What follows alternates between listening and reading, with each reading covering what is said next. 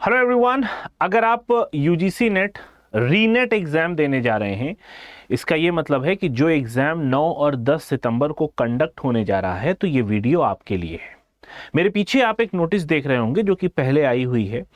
16 तारीख को रात का ये नोटिस है जिसमें ये बात बताई गई थी कि हम 9 और 10 तारीख को आपका री एग्ज़ाम कंडक्ट कराने वाले हैं।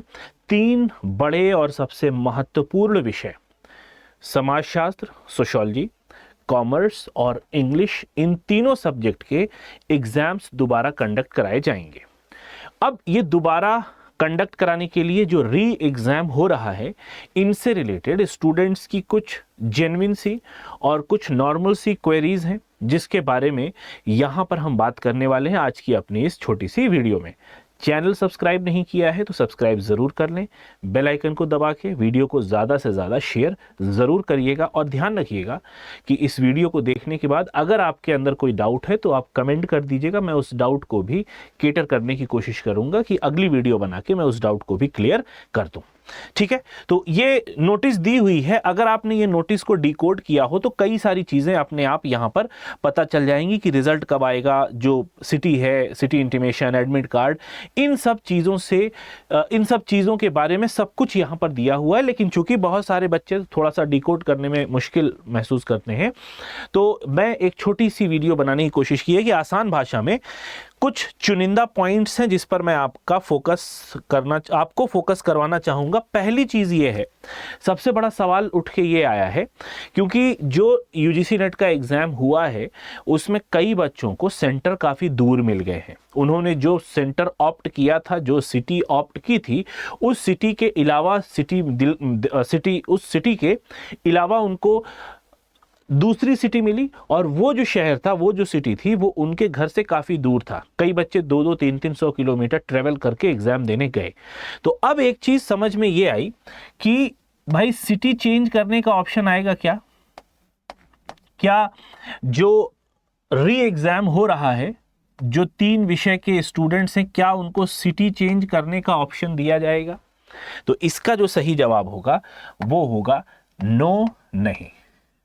ठीक है, वो होगा नो। ठीक है, कि यहां पे आपको सिटी चेंज करने का ऑप्शन नहीं दिया जाएगा। एक चीज मैं ऐड यहां पर जरूर करना चाहूंगा, वो ये है कि ये जो एग्जामिनेशन फॉर्म है ये जून में भरे जा चुके हैं। अब फर्दर एडिटिंग का चांस यहां पर आपको नहीं मिलने वाला है। लेकिन एक गुंजाइश यहां पर यह है कि हो सकता है मे बी जो सिटीज़ आपने भरी हो, और वे जाहिर है, ऑब्वियस है कि आपने वो सिटी अपने घर के आसपास की ही सिटी को भरा होगा, तो हो सकता है वो सिटी देने का यहाँ पर एनटीए थोड़ा सा रिलैक्सेशन आपको दे सकती है। क्योंकि आप जानते हैं जब यूजुअल एग्ज़ाम होता है, एग्ज़ाम का टाइम तो बहुत ज़्यादा बच्चे होते हैं, सिटी मैनेज करना थोड़ा मुश्किल हो जाता है। तो मे बी चूँकि ये एग्ज़ाम का टाइम तो है नहीं और सारे सब्जेक्ट्स का एग्ज़ाम कैंसिल हुआ नहीं है, 3 सब्जेक्ट का हुआ है, तो यहां पर एक चांस ये बन सकता है कि हो सकता है जो सिटी आपने ऑप्ट की थी, जो सिटी आपने खुद ही बताई थी, प्रेस्क्राइब की थी, हो सकता है उस सिटी में आपको एग्जामिनेशन सेंटर दे दिया जाए। तो फिर से सवाल वही है कि सिटी चेंज करने का जो ऑप्शन है वो नहीं होगा क्योंकि दोबारा फॉर्म नहीं भराए जा रहे हैं। दूसरा सवाल आता है कि भाई अब जो री एग्जाम होगा, री नेट एग्जाम, रिकंडक्शन जो एग्जाम का हो रहा है, उसमें क्वेश्चन और एग्जाम की डिफिकल्टी लेवल क्या होती है? आमतौर से बहुत ज़्यादा डिफिकल्ट लेवल नहीं आता है कि अगर हम ये सोचें कि जो जून में एग्जाम हुआ था, पेपर 1 और पेपर 2 का जो लेवल था उससे टफ लेवल आएगा, तो ऐसा नहीं होता है। ठीक है, ये अलग बात है कि कॉन्सेप्चुअल और फैक्चुअल चीज़ों पे बात हो सकती है। जैसे अगर मैं एक एग्जांपल दूं तो इंग्लिश में कॉन्सेप्चुअल क्वेश्चन पूछे जा सकते हैं। एक चीज आप और ध्यान रखिएगा कि दोनों ही का वेटेज बराबर होता है। मतलब यह हो गया कि अगर पेपर 1 टफ आया है तो कंपैरेटिवली पेपर 2 आपका आसान होता है, और पेपर 2 अगर आपका टफ आया है तो उसके कंपैरिजन में पेपर 1 आपका आसान रहेगा। लेकिन ओवरऑल जो लेवल रहने वाला है, जो डिफिकल्टी लेवल है, वो मॉडरेट आप लेके जा सकते हैं, मॉडरेट टू हाई, जो कि पिछली बार, इस बार जो एग्जाम हुआ था जैसा रहा है उसमें बहुत ज्यादा फेरबदल देखने को नहीं मिलेगी। तो एग्जामिनेशन की डिफिकल्टी लेवल को लेके पैनिक होने की जरूरत बिल्कुल भी नहीं है। तीसरा आता है पेपर 1 और पेपर 2 की तैयारी कैसे करें। ये तैयारी करना बहुत इंपॉर्टेंट है, क्योंकि यहां पे हम दोबारा से बैठने वाले नहीं हैं थ्योरी पढ़ने। हमें इस टाइम में जो 15-20 दिन का हमें एक विंडो मिला है तैयारी का, इसमें आपको कुछ बातों का ध्यान रखना है, वो मैं आपको यहां पे बता देता हूं। सबसे ज्यादा आप जो PYQs हैं दोनों ही पेपर्स के, ये लगाइए। दूसरी चीज है, जो थ्योरी आपने एज ए अपना हैंड रिटन नोट बनाया है, इस थ्योरी को आप ज़्यादा से ज़्यादा रिवाइज करें। और तीसरा जो सबसे बड़ी सलाह मैं आपको यहाँ देना चाहूँगा, जो जून में पेपर 1 आया है, पेपर 1 का जो क्वेश्चंस पूछे गए हैं, इन क्वेश्चंस को एक बार रिवाइज कर लीजिए। सारे ही सब्जेक्ट्स में जो पेपर 1 के क्वेश्चन हैं वो सभी आप रिवाइज कर लीजिए, सॉल्व करके जाइएगा। ये मिलेंगे कहाँ? ये आपको मेरी यूट्यूब की क्लासेस में आपको मिल जाएगा पेपर 1 का, और बाकी जो पेपर 2 की ये जो 3 क्लासेस हैं ये आपको ऐप पर फ्री मिल रही है। उसके लिए अभी मैं बता दूंगा कि किस तरीके से आप इसको अवेल करेंगे। तीसरा है एडमिट कार्ड।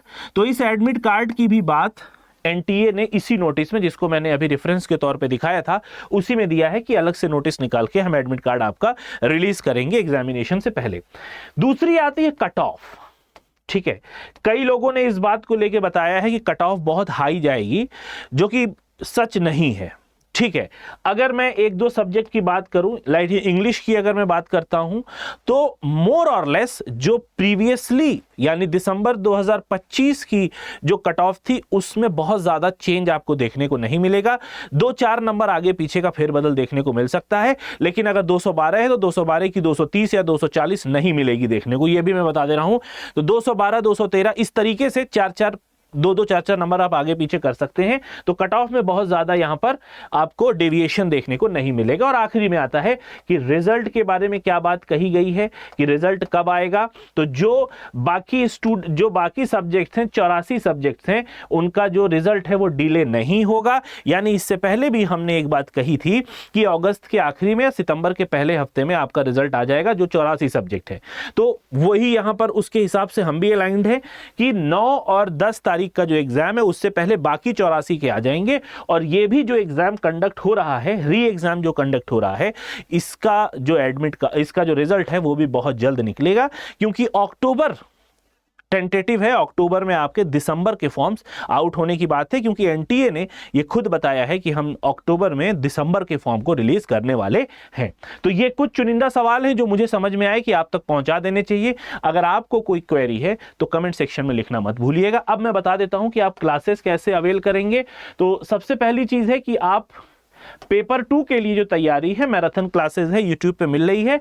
और इसके अलावा जो रिवीजन, अच्छे से जो रिवीजन चल रहा है वो ऐप में चल रहा है सारी ही क्लासेस का। ठीक है, तो आप यहां पे टीचिंग पे जाएंगे और फिर यहां यूजीसी में जाके आप रीनेट जून पे जाएंगे। अब लाइक अगर आप सोशियोलॉजी के स्टूडेंट हैं तो ये 999 दिखाएगा, लेकिन आपको यहां पे मोर ऑफर में जाते यूजीसी फ्री आपको लगा देना है। यूजीसी फ्री लगाएंगे तो ये 0 हो जाएगा, और तीनों में ही आप ये कर सकते हैं। दूसरी चीज ये है, आपको यूट्यूब पर क्लासेस कैसे मिलेंगी। ठीक है, अगर आपको मेरी क्लासेस देखनी है तो उसके लिए सिंपल प्रोसेस है, you have to go to the UGC. आप यूजीसी में यहां गए, अब पूरा चैनल अगर आप खंगालने बैठेंगे तो आपको थोड़ी सी दुश्वारी हो सकती है, क्योंकि काफी सारा वीडियोस हैं। तो यहां पे आप ऐसे डालिए UGC NET paper 1 by Masroor sir, आ गया होगा ये होपफुली। ठीक है,